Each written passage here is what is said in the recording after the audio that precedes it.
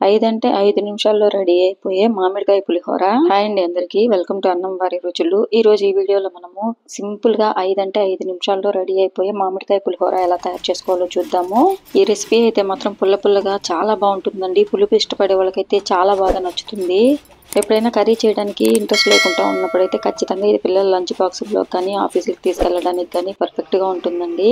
పైగా ఈ బేస్ మనం ఒకసారి తయారు చేసి పెట్టుకున్నామంటే బయట అయినా కానీ 20 days దాకా నిలువ ఉంటుంది. ఫ్రిడ్జ్ లో పెట్టుకుంటే 2 months దాకా ఉంటుంది. మనం ఎప్పుడు ఓపిక లేకపోయినా కానీ ఇది కలిపేసేసుకొని రెడీ చేసేసుకోవచ్చు రైస్. దీనికోసం అయితే మనం ముందుగా రైస్ ని కుక్ చేసి పెట్టుకోవాలి పొడిగా. అలాగే 2 మామిడికాయలని తురుముకొని పక్కన పెట్టుకోవాలి. ఇప్పుడు పొయ్యి వెలిగించుకొని బాండిల్ పెట్టుకొని దాంట్లో తగినంత ఆయిల్ వేసుకోవాలి. ఆయిల్ కొంచెం ఎక్కువే పడుతుంది పులుసు అన్నం కాబట్టి.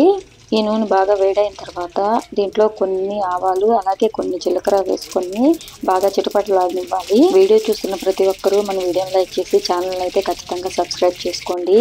ఇప్పుడు ఈ నూనెలో మనము ఒక గుప్పిడి వేరుశనగ పప్పులు వేసుకొని బాగా వేగనివ్వాలి. ఇవి కొంచెం వేగిన తర్వాత కొన్ని జీడిపప్పులు, కొన్ని మినపప్పు, కరివేపాకు, అలాగే 2 మిరపకాయలు, 2 పచ్చిమిరపకాయలు, 2 ఎండుమిరపకాయలు వేసుకొని బాగా వేపుకోవాలి. ఉప్పు మిరపకాయలు మాత్రం ఆప్షనల్ అండి, ఉంటే వేసుకోండి లేదంటే లేదు. పచ్చిమిరపకాయలు, ఎండుమిరపకాయలు మాత్రం ఖచ్చితంగా వేసుకోవాలి. వీటిని మాడిపోకుండా కలుపుతూ వేపుకోవాలి. ఇవి కొంచెం వేగిన తర్వాత మనం తురిమి పక్కన పెట్టుకున్నాం కదా మామిడికాయ, అది వేసేసుకోవాలి. మామిడికాయ తురుము వేసిన తర్వాత అంతా ఒకసారి బాగా కలిసేలాగా కలుపుకోవాలి. ఈ రెసిపీకి అయితే మాత్రం ఖచ్చితంగా మనకి మామిడికాయ బాగా పుల్లగా ఉండాలండి. పుల్లగా ఉన్న మామిడికాయలు అయితేనే టేస్ట్ చాలా బాగుంటుంది. మనకేంటంటే మామిడికాయ వేసిన తర్వాత బాగా అడుగు పడుతూ ఉంటుంది కాబట్టి ఖచ్చితంగా కలుపుకుంటూ ఫ్రై చేసుకోవాలి, లేదంటే మాడిపోతుంది, టేస్టే మారిపోతుంది. ఇప్పుడు దీంట్లో మనము రుచికి సరిపడినంత సాల్ట్ వేసుకోవాలి, అలాగే పసుపు పొడి కూడా వేసుకోవాలి.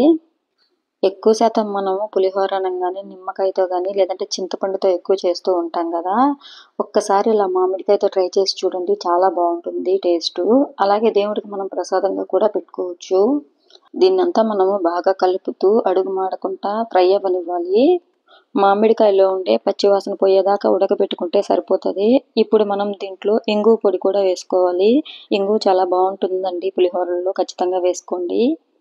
ఇదంతా మళ్ళా ఒకసారి బాగా కలుపుకోవాలండి. వీడియో చూస్తున్న మీలో ఎంతమందికి పులిహోర అంటే ఇష్టమో ఖచ్చితంగా కామెంట్ చేయండి. మాకైతే మాత్రము పులిహోర అంటే చాలా ఇష్టం అండి. మా ఊర్లో అమ్మవారి గుడి ఉంది. ప్రతి శుక్రవారం అక్కడ ఉభయాలు జరుగుతూ ఉంటాయి. ఖచ్చితంగా పులిహోర అనేది ప్రసాదంగా పెడుతూ ఉంటారు. ఈ పులిహోర టేస్ట్ అయితే మాత్రం అద్భుతంగా ఉంటుందండి. మరి అమ్మవారికి పెట్టడం వల్ల ఏమో కానీ ఈసారి మనం ఉదయం వచ్చినప్పుడు ఖచ్చితంగా గుడిలోకి ప్రసాదంగా పులిహోర ఎలా తయారు చేస్తారనే వీడియో ఖచ్చితంగా చేసి పెడతాము.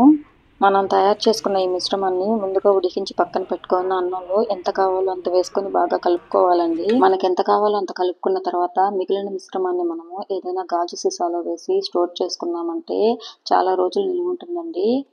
ఎప్పుడైనా మనకి నైట్ అన్నం మిగిలిపోతుంది కదా, అలాంటప్పుడు కూడా ఈ మిశ్రమాన్ని తీసుకొని కలుపుకున్నామంటే చాలా బాగుంటుందండి.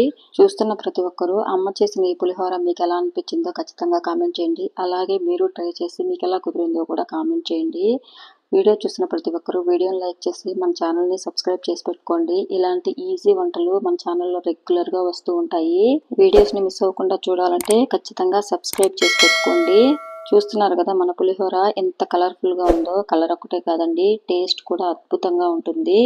రెసిపీని మీరు ఖచ్చితంగా ట్రై చేయండి. నెక్స్ట్ వీడియోలో మళ్ళీ కలుసుకుందాము. బాయ్.